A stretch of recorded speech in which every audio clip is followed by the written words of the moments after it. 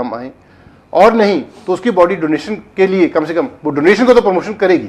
ठीक है। आज अगर एक 100 साल के आदमी ने डोनेशन दे दी होल बॉडी, चाहे वो काम ना आए, लेकिन उसका जो मैसेज आएगा सोसाइटी में वो काम करेगा, मैसेज जाएगा। और उसके अलावा मेडिकल स्टडीज में ऑटोप्सी के लिए तो काम आएगी आएगी। कितने स्टूडेंट उससे सीखेंगे, कितने स्टूडेंट उससे सीखेंगे, ऑटोप्सी के तो काम आएगी आएगी। तो हर आदमी डोनेशन कर सकता है, ऐसा कोई नहीं है। अच्छा, जो प्रोसीजर है अपने आप में ऑर्गन्स को निकालना बॉडी से, डोनर की और रेसिपिएंट की बॉडी में ट्रांसफर करना, कि is it a very violent process? क्योंकि नॉर्मली लोग ये सोचते हैं कि भाई मेरी बॉडी तो बिल्कुल खराब हो जाएगी, डिसफिगर हो जाएगी, मेरा दाह संस्कार है, मेरा फ्यूनरल है, वो भी पता नहीं कब तक के लिए डिले हो जाएगा। तो इसमें ये तो बहुत बड़ी मिथ है। हाँ जी, डोनर के शरीर से ऑपरेशन निकालना उतना ही मेटिकुलस ऑपरेशन है जितना उसको रिसिपिएंट के ऑर्गन में लगाना जी। क्यों? क्योंकि ऐसा नहीं कि ऐसे को नोच लिया या निकाल लिया। हाँ जी। उसकी आर्टरीज यानी खून की जो सप्लाई है, उसकी नली की जो डायमीटर है, वो सब इंटैक्ट है ना, इतना हिस्सा चाहिए हमें। मैं कहूंगा donation is more important than donation में organ removal is a more meticulous operation than putting it into the recipient's body. हाँ जी। So it's a both are technically refined jobs and if there is any मतलब अगर समाज में ये कहीं myth है इस मामले को लेकर के कि मेरी बॉडी बिल्कुल ही स्पॉइल कर दी जाएगी, बिल्कुल निकाल दें। वो बिल्कुल उतना ही अच्छा ऑपरेशन है जितना रिसिपिएंट में उसको लगाने का। आईज के बारे में बिल्कुल डिफरेंट है। हाँ जी। आईज जो रिमूव करने का काम है मुश्किल से 10 मिनट लगते हैं और मरीज के घर पे ही कर सकते हैं, और कोई डिसफिगरमेंट कोई पता नहीं चलता किसी की को भी। बॉडी बिल्कुल जो भी फेस देखे होगा उसको नहीं पता चलेगा इसकी आईज रिमूव की हुई है, कि उसके बाद आर्टिफिशियल आई लगा के कंसील्ड स्टिच लगा देते हैं। शेप सेम रहती है जो पहले होती है। अगर कोई आंख खोल के भी देखेगा तो भी उसको अंदर कॉर्निया दिखाई देगा। जी जी। तो ये मिथी है कि मतलब वो कि उसके बाद डी शेप हो जाएगा या कुछ ऐसा हो जाएगा। बिल्कुल। और उषा मैम, जहाँ तक आपके उसमें ये प्रॉब्लम आती है कि जो एक हमारे धर्म में नहीं है, ये रिलीजन में नहीं है, आप फील्ड वर्क करते हैं इतना ज़्यादा, तो क्या आप कन्विंस कर पाते हैं लोगों को कि धर्म का इससे लेना देना नहीं है, धर्म तो बल्कि कहता है किसी और को जिंदगी दें? आधे लोग कन्विंस होते हैं, आधे नहीं होते जी।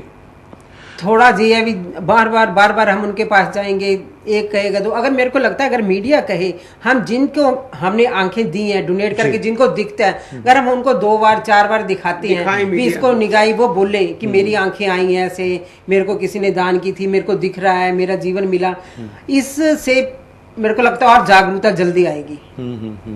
अंजना मैम, आपके मैं इसमें ये कहना चाहूंगी कि हम साइंस की स्टडी पे बहुत जोर देते हैं, और खासकर हरियाणा गवर्नमेंट ने अब बहुत ज्यादा कहा है कि लड़कियों को भी इसमें लाओ, और कहीं ना कहीं, और उसके साथ साथ ये ऑर्गन्स के दान के ऊपर भी एक फुल फ्लैश कोर्स बना देना चाहिए, चैप्टर्स डाल देनी चाहिए कि वो स्टूडेंट ने पढ़ना ही है और उसके बारे में उसको बताया जाए कि कोई नुकसान नहीं होता, आपकी बॉडी वैसी ही रहती है। और दूसरे लोगों के इसके साथ जुड़ के ये महादान है, अंतिम दान जो सबका बेड़ा पार कर देगा, मतलब जो संत हैं या दूसरे लोग हैं जो इस तरह से प्रवचन करके भी उनको समझा सकते हैं कि कोई नुकसान आपको जिंदगी में इससे नहीं होगा बल्कि फायदा होगा, भगवान आपको अच्छा जीवन देगा आगे। अगर हम इस तरह की चीजें, जो अनपढ़ है उनको इस तरीके से समझाएं और जो पढ़े लिखे उनको साइंस के माध्यम से समझाएं कि भी आपके ऑर्गन्स दूसरे के जीवन में कितना फायदा दे सकते हैं। एक ही बॉडी से 10 आदमियों का भला हो सकता है।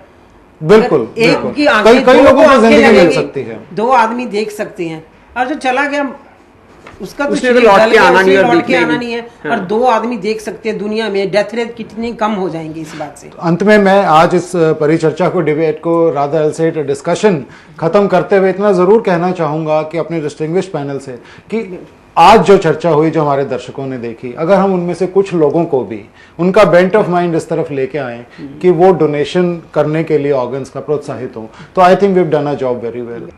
Just come to think of it, a gift of life, एक ऐसा तोहफा जो किसी के जीवन को बदल दे, किसी को एक नया जीवन दे दे।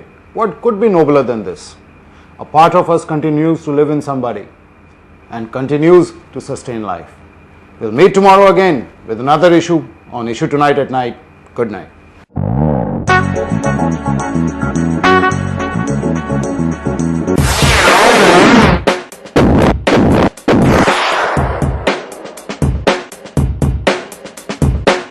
जिंदगी के उतार चढ़ाव के अनोखे रंग और उनसे जुड़े उतने ही मुद्दे, चाहे वो हो शिक्षा, भ्रष्टाचार, स्वास्थ्य, राजनीति, अपराध, महिला सुरक्षा, भ्रूण हत्या, किसान और कृषि, पर्यावरण, खेल और ना जाने कितने मुद्दे। इन सभी और अनेकों मुद्दों पर हम करेंगे परिचर्चा SVN न्यूज के खास कार्यक्रम इशू टुनाइट में। Issue tonight at 9 on Saturdays and Sundays, only on SVN news. क्यों बढ़ रही है देश में महंगाई? क्यों घट रहा है लिंग अनुपात?